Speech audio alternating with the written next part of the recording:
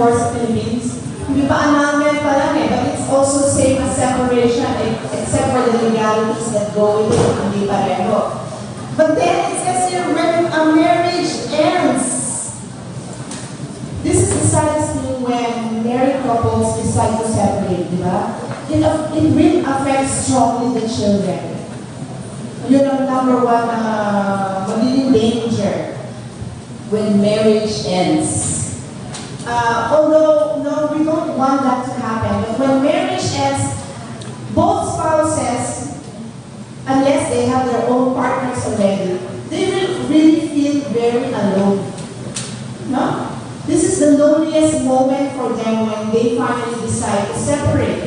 Pero, what if you try to save the marriage and hindi na nga kayo lang nag-work out? Paano yun with them? Is it best to really end the marriage? Or should we sing, I did my best? What do you think, James?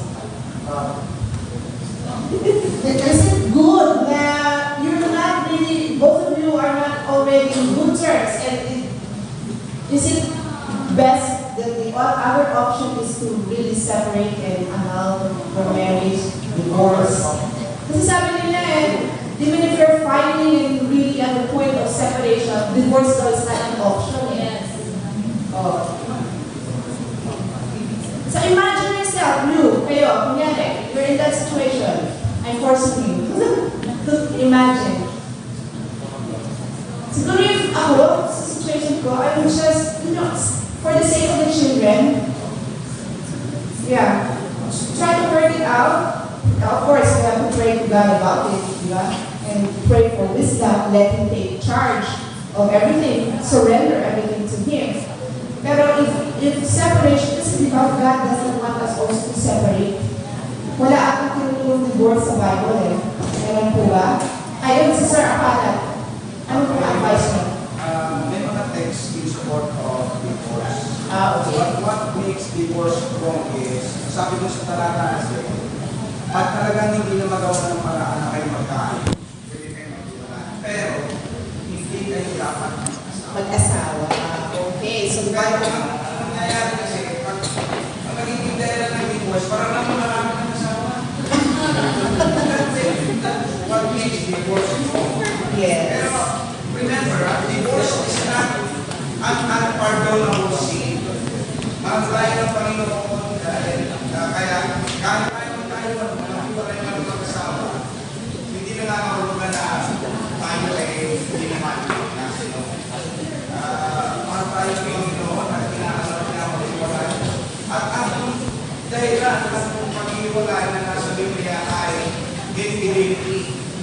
Yung pakikirapit sa iba. Okay? Kaya pagka hindi ka lagi tapat sa asawa mo, yun ay possible reason na mag-file na kami. Yes. Thank you so much, Sir, for sharing. In the United States, kasi when they get married, they will say, anyway, I can divorce this girl if I don't like her anymore. But us believe in the sanctity of marriage, talaga, as much as possible, we will try not to end up separating, and surrender our family to God. That's why it's really advisable that you choose wisely your future partner. Get to know them, don't jump in at once. Like you just knew him for 1 month and then the second month kayo na, then after that, you mix kasal kayo. And that is so hard.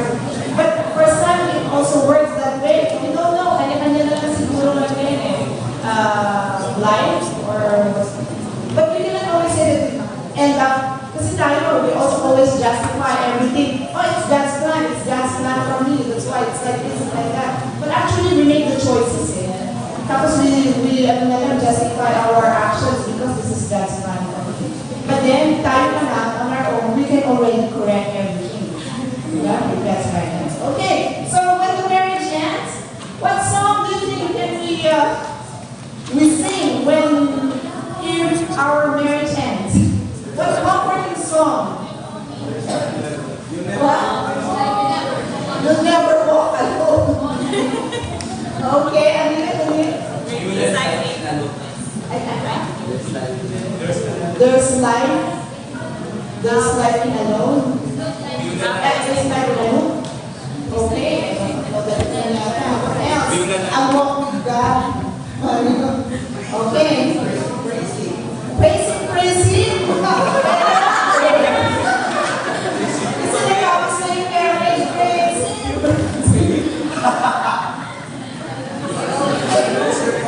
rejoicing, no, the noise has ended. Okay, these are the choices of some. And now this one, death and loneliness. This is the hardest. Has anyone of you have experienced a loved one passing away, dying away, especially in your immediate families? It's so hard, right? It's so hard to carry the pain. Kahit na matagal na siyang namatay, the pain, you can still feel it. Now, death and loneliness, this one is something we cannot avoid. Every one of us will die. And for those who has experienced being left by loved ones who died already, mahirap ang burden. You try to isolate yourself, be detached from other people. But did you know, sabi sa amin, nung namatay yung mother ko, my mom's advice to all the friends who sympathize with us is that you should continue after the loved one is buried and placed in its eternal rest. Friends and relatives should continue to be in contact with the family who have lost their loved ones. Because after they are gone, they are buried, that is the hardest part, feeling the space left by that person. But anyway, how do we cope up with loneliness? What do you think can we share? What songs can we share for people who have lost their loved ones and tend to be alone, choose to be alone? Instead of, kasi most of us are not good with words, right? So the best way is to share a song. What kind of song? I mean, like me, some of you know that my mother died last year. What song can you share to me so I would be comforted? Standing on the promises of God. Anywhere with Jesus. Sige, ka dito kantahin mo. Huh? Actually, there are many songs that I choose to. Something that really can comfort the pain. Be still and know that I am. Okay. When, di ba, we offer services those to the family of the bereaved person. What do you usually sing? Mga choir na nag-offer na ng service, music ministry. What do you offer to sing to them?